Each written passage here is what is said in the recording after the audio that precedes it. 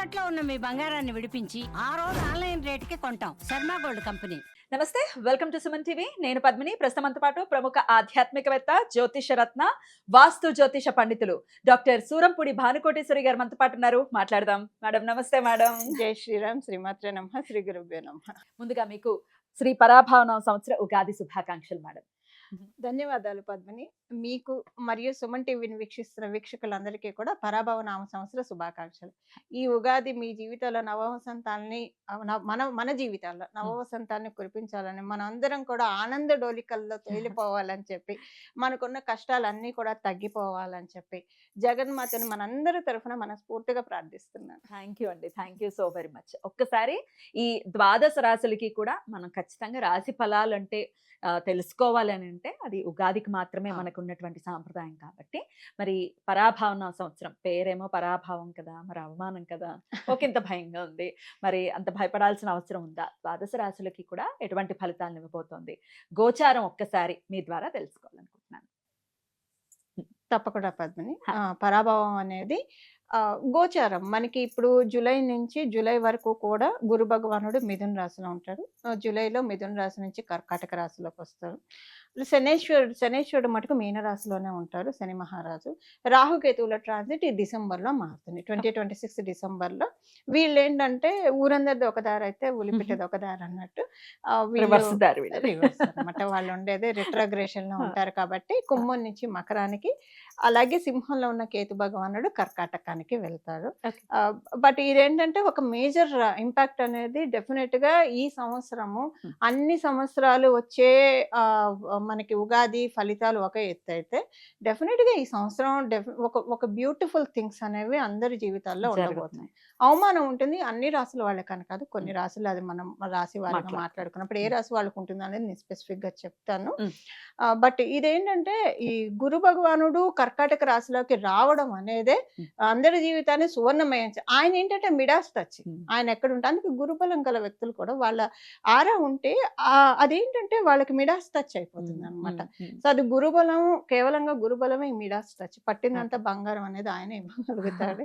So బంగారానికి కూడా బంగారం అనే లోహానికి అధిపతి కూడా. సో ఆయన కర్కాటక రాశిలో ఉచ్చ స్థానంలో ఉండడం అనేది ద్వాదశ రాశుల వాళ్ళకి, ద్వాదశ లగ్నాల వాళ్ళకి, 27 నక్షత్రాల వాళ్ళకి డెఫినెట్ గా ఒక అల్టిమేట్ టైం ప్రారంభం అవుతుంది. అద్భుతం. మరి ద్వాదశ రాశులకి కూడా పరాభావనామ సంవత్సరం ఎలా ఉంటుందో ఒక్కసారి మనం మొదలు పెడదాం. కుంభరాశి వారికి శ్రీ పరాభావనామ సంవత్సరం ఎలా ఉండబోతోంది మేడం? కుంభరాశి కుంభ లగ్నాల్లో పుట్టిన వాళ్ళకి షష్ఠ స్థానంలో గురు భగవానుడు ఎంటర్ అవుతుంది. సో వీళ్ళకి రుణ ప్రయత్నాలన్నీ సఫలీకృతం అవుతాయి. ఎవరైనా హౌసింగ్ లోన్స్ కావచ్చు, వెహికల్ లోన్స్ కావచ్చు, ఇలాంటివి ఏమైనా లోన్ ప్రయత్నాలు చేయడానికి అనుకూలంగా ఉంది. అండ్ ఇన్ఫాక్ట్ ఒక మాట చెప్పాలంటే వీళ్ళకి లోన్స్ అందరు కాల్స్ చేసి అడుగుతారు, బికాస్ మీ సిబిల్ స్కోర్ బాగుంది, మీకు లోన్ ఏమన్నా కావాలా ఇలా అడుగుతూ ఉంటారు కదా. సో దానికి చాలా బాగా ఉంది. వీళ్ళల్లో ఎవరైనా రియల్ ఎస్టేట్ ఉన్నా, ఇప్పుడు కొంతమంది కొన్ని బిజినెసెస్ కి డెఫినెట్ గా లోన్స్ తీసుకుంటూ ఉంటారు. ఓడి రూపంలో లోన్స్ అనేది డైరెక్ట్ గా లోన్ రూపంలోనే ఉండదు, ఓడి రూపంలో ఇలా ఉంటుంది. సో వీటన్నిటికీ కూడా అనుకూలంగా ఉంది. ఇదే సేమ్ పాయింట్ వైసా వర్స. ఓకే, ఒకవేళ ఎవరైనా లోన్స్ అసలు మాకు అవసరమే లేదు అనుకోండి, లోన్స్ ఏమైనా ఎగ్జిస్టింగ్ ఉంటే వాటిని క్లియర్ ఆఫ్ చేసుకునే విధంగా, ఒక సేవింగ్స్ మోడ్ లోకి వెళ్లే విధంగా, అప్పులు తీరుతాయి అంటున్నారు. అప్పులు తీరుతాయి. తీరే విధంగా గురు భగవానుడు వీళ్ళని కటాక్షిస్తూ ఉన్నాడు. తీరే విధంగా వీళ్ళని కటాక్షిస్తూ ఉన్నాడు. అలాగే వీళ్ళు ఈ సంవత్సరం వరకు కూడా ఏ రకమైన కొత్త ఎలక్ట్రానిక్ ఐటమ్స్ తీసుకోకూడదు ఈ సంవసం వరకు. టీవీ, ఫ్రిడ్జ్లు, ఫోన్లు, ఫస్ట్ ఫోనేనా ఇక తప్పదు అని అనుకుంటే తప్పించి, ఇంకంటే జూలై లోపల అయితే పర్వాలేదు. జూలై తర్వాత నుంచి కొన్ని అట్లీస్ట్ ఒక 8 months అన్న తీసుకోకపోవడమే మంచిది. అది ఆ ఎనర్జీ, ఆ ఫోన్ తీసుకున్నప్పటి నుంచి వాళ్ళకన్నీ కొంచెము అంటే ఒకసారి జోరీగలాగా అన్ని సమస్యలు చుట్టుముట్టినట్టు అనిపిస్తుంది. ఇప్పుడంటే ఒకటి వీళ్ళు ఉన్నదాన్ని, యోగాన్ని స్పాయిల్ చేసుకున్నట్టు అవుతుంది. ఇప్పుడు వీళ్ళ రాశిలో నిన్నటి దాకా అంటే డిసెంబర్ దాకా రాహు భగవాన్ ఉంటాడు. డిసెంబర్ నుంచి వీళ్ళకి వ్యయంలో వెళ్తూ ఉన్నాడు. వ్యయంలో వెళ్తూ ఉన్నప్పుడు గురు భగవానుడు యోగాన్ని ఇచ్చేప్పుడు ఇక్కడ వీళ్ళు రాహుని కనుక యాక్టివేట్ చేయటమే ఇవి కొంటే చేస్తే మరి ఎలక్ట్రానిక్ మీడియా మొత్తం రాహు రాహువే. స్టాండ్ లోనే ఉంటుంది కదా. ఆ. సో అది చేస్తే కనుక వీళ్ళకి కొంచెం అంటే రాహు కుంభరాశి అధిపతి ఆ. కోలాడ్ అవుతాడు కుంభరాశికి. ఉమ్. కానీ ఇప్పుడు కుంభరాశికి గురువు యోగాన్ని కూడా ఇస్తాడు. ద్వితీయ లాభాధిపతి అయ్యాడు కాబట్టి ఆయన షష్ఠ స్థానంలో ఉంటూ ఉమ్. మంచి యోగాన్ని ఇస్తూ ఉన్నాడు. ఇప్పుడు షడ్ రూపీస్ ని తొక్కుకుంటూ ఇప్పుడు కాంపిటేటివ్ సక్సెస్ ఉంటేనే కదా మనం లైఫ్ లో అసలు ఏదో ఒక చెయ్యాలన్న మోటివ్ ఉంటేనే కదా మనం సక్సెస్ అయ్యేది. అదంతా ఆయన ఇస్తున్నాడు. ఉమ్. దాన్ని స్పాయిల్ చేసిన వాళ్ళు అవుతారు. ఉమ్. సో జూలై లోపల బెటర్ ఏవి తీసుకోవాలన్నా Hmm. లేదా అట్లీస్ట్ కొంతలో కొంత డిసెంబర్ లోపల. ఉమ్. ఎందుకంటే డిసెంబర్ వరకు వీళ్ళ రాశిలో రాహు భగవాన్ ఉంటాడు కాబట్టి పర్వాలేదు. ఇక డిసెంబర్ తర్వాత అయితే స్ట్రిక్ట్లీ నో, వీళ్ళకి ప్రాబ్లమ్స్ ఉంటాయి. నెక్స్ట్ ఇయర్ వరకు అసలు నో, అంతే. ఇప్పుడు Hmm. కొన్ని వస్తువులు అనుకుంటాం కదా, Hmm. ఈ వాహనం కొన్న తర్వాత బాగుంది అవునండి, అవును. అనుకుంటాం కదా, ఈ ఫోన్ కొన్నప్పటి నుంచి బాగుంది, లేదా ఫోన్ కొన్నప్పటి నుంచి ఇబ్బందులు వస్తున్నాయి. అవును, అవును. అలా ఆ కోవలోకి చేరకండి అంతే. Okay. So on that note ఎలాంటి ఎలక్ట్రానిక్ ఐటమ్స్ కొనొద్దు. జూలై ముందైతే కొనుక్కోండి, దాని తర్వాత అయితే నో, No. Strictly no.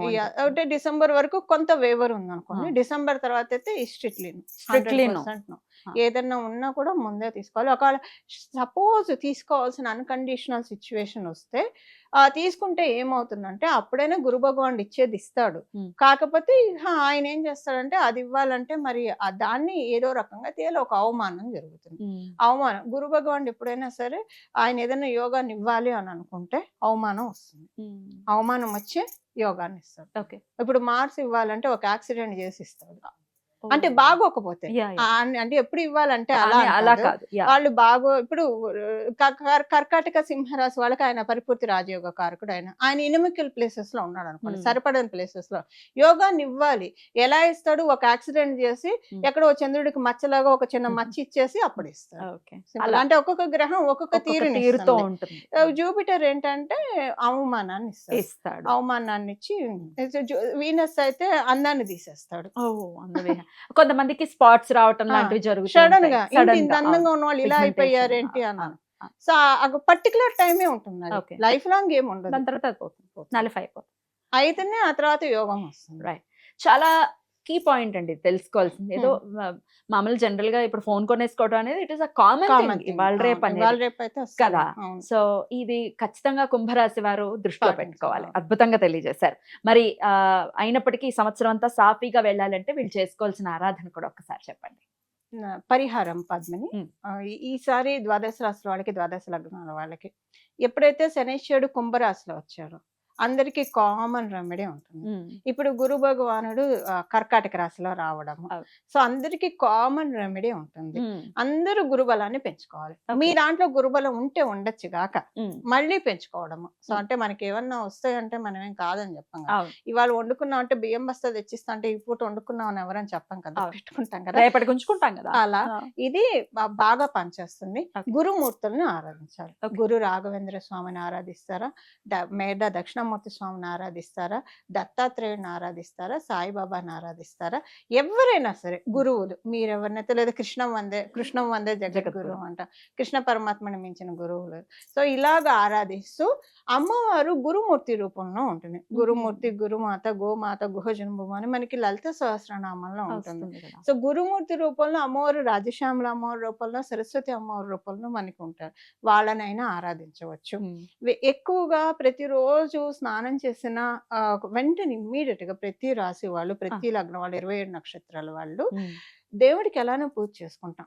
ఒక్క 5 నిమిషాలు మీ డేలో దక్షిణామూర్తి స్వామివారి వంక చూడడం అనేది ఒక ప్రాక్టీస్ గా పెట్టుకోవాలి, అలవాటు చేసుకోవాలి. ఇప్పుడు జన్మ జాతకంలో గురుబలం లేని వాళ్ళకి ఇప్పుడు ఆ గోచారంలో అవకాశం ఇస్తుంది వాళ్ళు స్ట్రెంగ్ చేసుకోవడానికి. జూపిటర్ బలం అందరికీ కావాలి. జూపిటర్ బలం ఉంటే ఆయన కాపాడేది మామూలుగా ఉండదు, ఒక సపోర్ట్ అనేది దొరుకుతుంది. ఇంకా ఆయనకి ఎవరు అడ్డు కూడా చెప్పలేరు, ఎంత అడ్డు చెప్పినా ఈయన కాపాడేస్తాడు అంతే.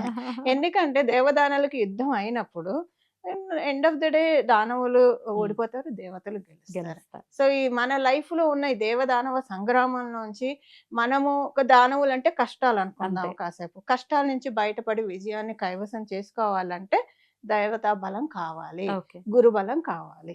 సో దక్షిణామూర్తి స్వామివారి ఆరాధన ఎవరిదైనా ఆరాధన చేసుకోవాలి. వాస్తు పండితులు కూడా కాబట్టి మీరు ఒక ఇంట్లో ఖచ్చితంగా ఈ దిక్కున స్వామి పటం ఉండాలి అనేది ఏదైనా దిక్కుందా? అక్కడ మేము పెట్టుకొని ఖచ్చితంగా చూసే విధానాన్ని ఒక్కసారి చెప్తారా? చాలా మంచి ప్రశ్న తీసుకున్నారు. ఇప్పుడు ఈ ప్రశ్న చాలా ఆప్ట్. అందుకే మీరంటే అంటే కరెక్ట్ గా రైట్ టైంలో రైట్ ప్రశ్న అడుగుతారు. ఈ వాస్తు శాస్త్రం ప్రకారం మనం చూసుకున్నాం, మనకి వేదాల్లో అంటే పురాణాల్లో ఉన్న శాస్త్ర విషయం కూడా ఇంట్లో ఉత్తరం గోడకి దక్షిణామూర్తి స్వామివారి బొమ్మ ఉంటే మంచిది. అంటే ఉత్తరానికి ఉంటాడు, ఆయన దక్షిణానికి చూస్తూ ఉంటాడు. దక్షిణానికి చూస్తే ఇప్పుడు సో మనం ప్రాక్టికల్ గా మాట్లాడుకుంటే మనం జనరల్ గా లౌకికంగా ప్రాక్టికల్ అనుకుంటాం. ఆత్మపరంగా ప్రాక్టికల్ గా మాట్లాడుకుంటే మనకి మళ్ళీ లైఫ్ చక్రంలో మనం పడకూడదు కదా. మనం బోల్డ్ అన్ని లోకాలు ఉన్నాయి, తపో లోకంలోకి వెళ్ళాలో లేదా ఏదో ఒక లోకంలో వెళ్ళాలి. అలా వెళ్ళాలంటే దక్షిణం వైపు వచ్చే దానికి మనం అడ్డుగోడ వేయాలి. అది మనతో కాదు, దక్షిణామూర్తి స్వామివారే. ఎప్పుడైతే మనం ఉత్తరం వైపు చూడడం అనేది మనం ఊర్ధ్వముఖంగా వెళ్ళడం, దక్షిణం వైపు చూడడం అనేది అధోముఖంగా వెళ్ళడం. సో ఈ అధోముఖం నుంచి మనల్ని తప్పించి ఊర్ధ్వముఖంలో మనల్ని అప్లిఫ్ట్ చేసేది కేవలంగా ఒక గురు భగవానుడే కదా. దీనికి కేతు బలం కూడా తోడు కావాలి. అందుకే దక్షిణామూర్తి స్వామివారిని నేను ప్రత్యేకించి అసలు మామూలుగా ఎవరికైనా ఇంట్లో ఉత్తరం గోడకుంటే మంచిది. నేను ఎందుకు చెప్తున్నానంటే ఆయన కాళ్ళ కింద అపస్మరుడు అనే రాక్షసుడు ఉంటాడు.